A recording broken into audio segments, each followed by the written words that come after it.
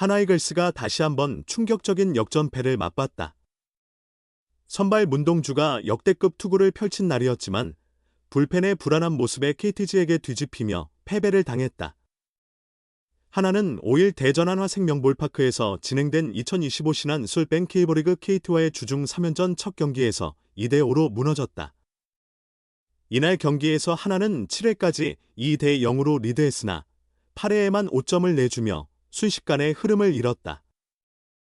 시즌 9승을 바라보던 문동주는 완벽한 투구를 했음에도 승리를 거두지 못했다.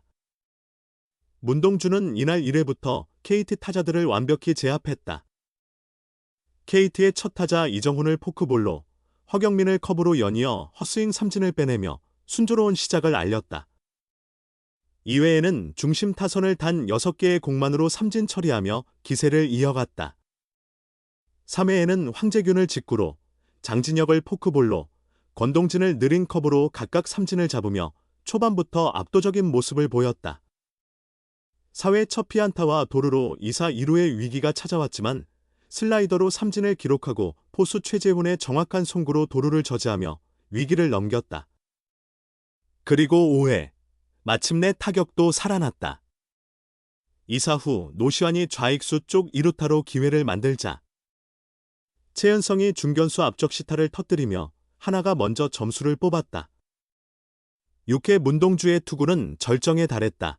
KT 황재균에게 내야 안타와 희생 번트, 도루까지 허용하며 1사 3루의 위기에 몰렸지만 권동진을 포크볼로 헛스윙 삼진 처리한 뒤 이정훈을 상대로 시속 160.7km의 직구를 던졌다.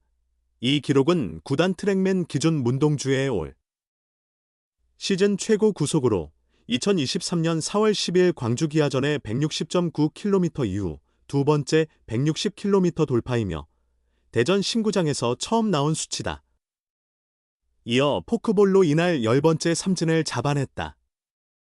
종전 최다 탈삼진은 2024년 8월 20일 청주 NC전과 올해 7월 22일 잠실 두산전에서의 9개였다. 7회에도 다시 마운드에 오른 문동주는 볼넷 하나만 허용하고 플라이 아웃 2개로 이닝을 정리, 총 92개의 공으로 임무를 끝마쳤다. 그야말로 완벽한 투구였다. 그 호투에 보답하듯 7회 말에는 문현빈이 우중간 담장을 넘기는 솔로 홈런을 터뜨리며 하나가 2대0으로 앞서 나갔다.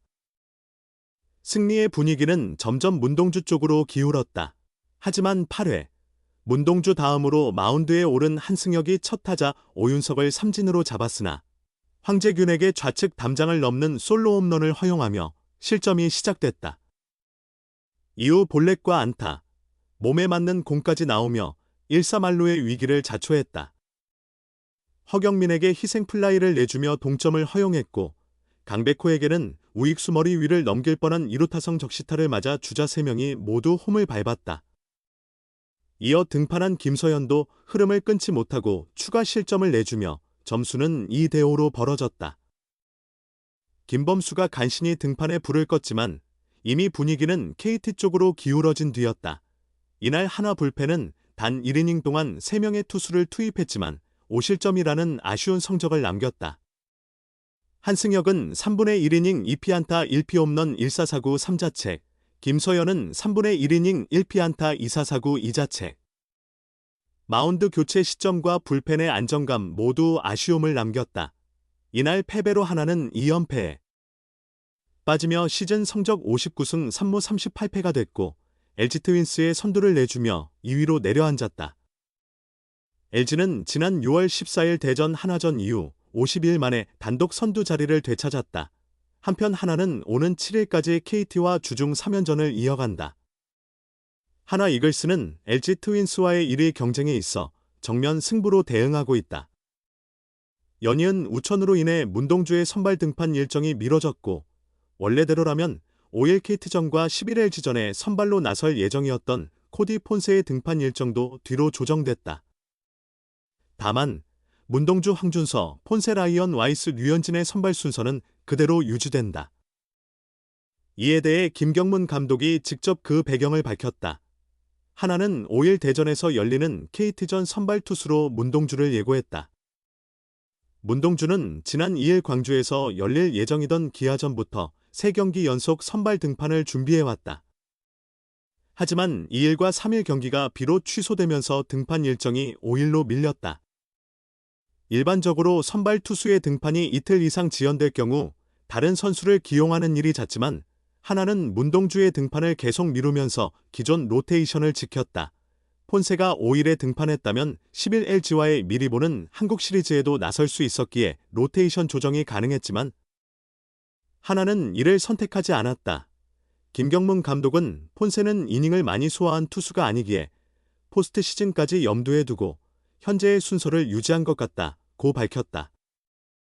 선발 로테이션의 결정은 양상문 투수 코치와 선수들이 협의한 결과라는 설명이다. 폰세가 5일과 10일 두 경기에 등판하는 것이 무리한 기용은 아니지만 하나는 이미 130이닝을 넘긴 그에게 최대한 휴식을 부여하려는 기조다. 폰세는 2017년 기록한 137 3분의 2이닝이 프로 데뷔 후 한 시즌 최다 이닝인데 5일 현재 이미 133 3분의 2이닝을 소화했다. 남은 경기와 포스트 시즌을 고려하면 180이닝 돌파는 무난할 것으로 보여 부상 방지를 위한 선제 조치로 해석된다. 김경문 감독은 이날 선발 문동주에 대한 신뢰감을 드러냈다. 그는 지금 문동주 공이 정말 좋다.